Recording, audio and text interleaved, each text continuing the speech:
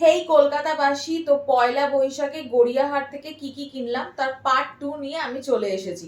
তো চলো শুরু করা যাক। পয়লা বৈশাখ বলে কথা আর শাড়ি কিনবো না, সেটা কখনো হতে পারে? আর আমাদের বাঙালির ইমোশন, কলকাতা ট্যাক্সি প্রিন্টের শাড়িটা কিনে নিয়ে চলে এসেছি। এটা গড়িয়াহাট থেকে কিনেছি, এটা মাল কাটনের ওপরে। এই দেখো এইরকম প্রিন্টটা, আর এইখানে এরকম পমপম দেওয়া আছে, একটা সময় সেই পমপম উঠেছিল। আর এখানে ব্ল্যাক বর্ডার করা, মাল কাটানের ভীষণ সফট এই মেটেরিয়ালটা, প্রচন্ড সফট এই মেটেরিয়ালটা, দারুণ কোয়ালিটি। এটা কিনেছি হচ্ছে, আমি দেখিয়ে দিচ্ছি কার্ডটা তোমাদেরকে।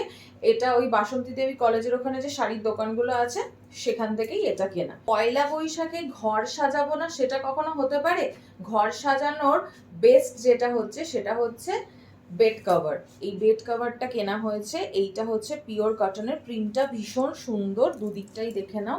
এটা আজরাক প্রিন্টের মতো করা আছে, আর এখানে হাতি হাতি মোটিভ করা আছে। এটার দাম নিয়েছিল 380, আমি আই থিঙ্ক বার্গেনিং করে 350 করেছিলাম। এগুলো সব সেল দিয়েছিল ওরা। কটনের আছে, ভীষণ সফট, আজরাক প্রিন্টের ওপরে আছে। এটা তোমরা বিশ্বাস করবে কিনা জানি না, আমার ইন্ডিগো শাড়ি সত্যিই ছিল না। ইন্ডিগো প্রিন্টের শাড়ি ফাইনালি কিনে নিয়েছি চান্দেরি কটনের ওপর। ইন্ডিগো প্রিন্টের শাড়িটা, এটা ওই সেম দোকান থেকে কেনা। আমি ভিডিও শেষে ওদের কার্ডটা আর প্লাস্টিকটা দেখিয়ে দেব। এটা হচ্ছে, এটা ওখান থেকে নিয়েছি। এটা দাম বলেছিল 650 টাকা, আমি 600 টাকায় এটা কিনেছি। দুটো বেডরুমের জন্য দুটো বেড কভার কিনেছি। এটাও কটনের, খুব সুন্দর। এটা একটা বাটিক বাটিক প্রিন্ট করা রয়েছে কটনের। এটা হচ্ছে 250 টাকা করে সেলে দিচ্ছিল।